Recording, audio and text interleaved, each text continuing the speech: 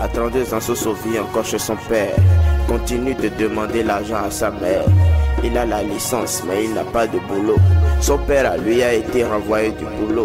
Sa mère, au moins, elle vendait à Dotoba. Qu'est-ce qui s'est passé? Bon, boutique ton billet, un boba. Pas plus tard qu'hier, on a cassé leur maison sans dédommager. Moi-même, j'ai pas compris la raison. C'est dans ça que mes célèbres crèvent. L'année blanche menace les gens même dans les rêves. Donc sa petite soeur a commencé à se promener. C'est dans promenade là, les Jobala l'ont enceinté. Non vit ton bon vous Gaiman. Voilà yedo Gaiman ledo Gambada. Bodo Kenesi. Soso non di Hesi. Nous non vitons. Mitaï coton. Bon vous doutons. Nangbon roué mitan. Prego, Soso m'a dit de te passer ce message. Ok, tiens, d'accord, c'est bon. À dominer de patient. Mide, migbea, nieton, écoutez. Soso dans les lots, ne, y'en a bloc bon. Hein, Prego. Le verre est plein et il faut le boire. Le constat amer de la cybercriminalité ou du crime rituel grandissant est là et cela personne ne peut le nier. Le mal grandit dans nos capitales et même dans les agglomérations à l'intérieur de l'Afrique. Nos jeunes pratiquent à fond le job, celui de l'arnaque, et voici que les princes veulent leur jeter la première pierre. Mais d'où vient le mal? La vérité est brûlante, mais disons-la, quitte à en sentir la fumée puante. En effet, les jeunes pratiquant la cybercriminalité ou le crime rituel dans nos villes africaines ne sont en partie que les victimes de la démission étatique. Les dirigeants de nos palais présidentiels et assemblées nationales ont échoué et dans leur échec ont entraîné les jeunes vers le crime. La jeunesse sans mal de vivre fait des choix suicidaires, tente l'aventure pour échapper à l'extrême misère. Entretenue par des politiques qui se moquent du peuple, insensibles à la douleur des éternels aveugles. Des frères et des sœurs ont perdu la vie lors de la traversée. Plus de bol pour certains, mais au Maroc, ils sont restés coincés. Ce que je sais, c'est que l'Afrique est riche et a besoin de nous. On va se battre comme un seul homme pour sortir du trou. À l'instar de nos jeunes candidats à l'immigration, les jeunes cybercriminels ou ritualistes sont condamnés au chômage et les mêmes causes produisent les mêmes effets. Voilà qui est la vérité. C'est que vous vous retrouvez dans un dilemme où vous n'avez même pas le droit de faire le choix. C'est peut-être d'attaquer. Vous pensez que vous allez rester les bras croisés alors que votre petit frère est en train de mourir des maux de tête, des maux de ventre ou peut-être de la sorcellerie?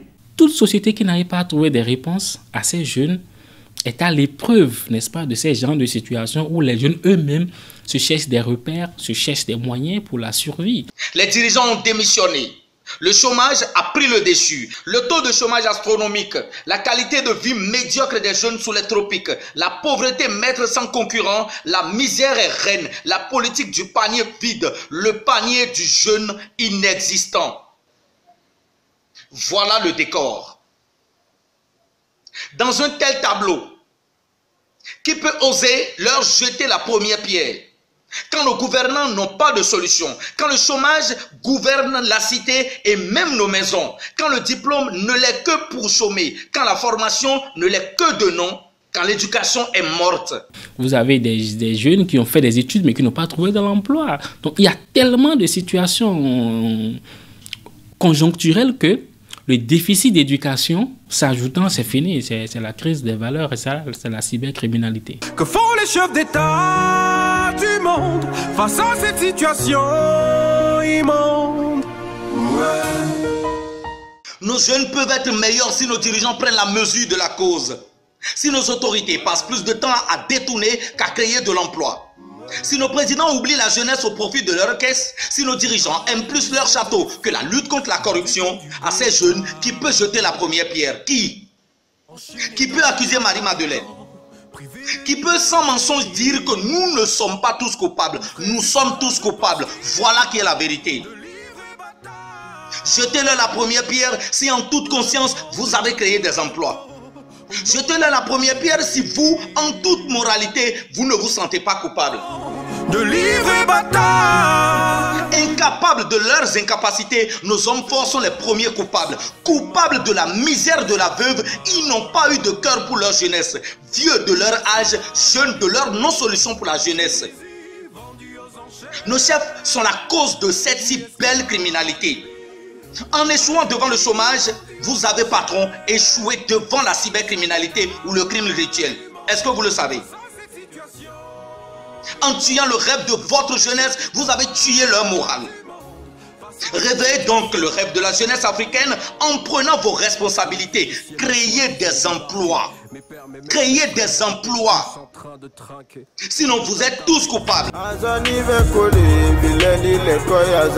Voilà, mesdames, messieurs, tel est notre message porté à l'endroit de nos gouvernants africains, toute l'équipe de Tchèque Média Production pour faire connaître votre entreprise, ce que vous vendez et savez faire partout dans le monde entier via les réseaux sociaux et autres. Appelez-nous simplement. Nous sommes à Cotonou au Bénin, au 65 72 66 34 et le 97 37 38 22. Merci et à la prochaine.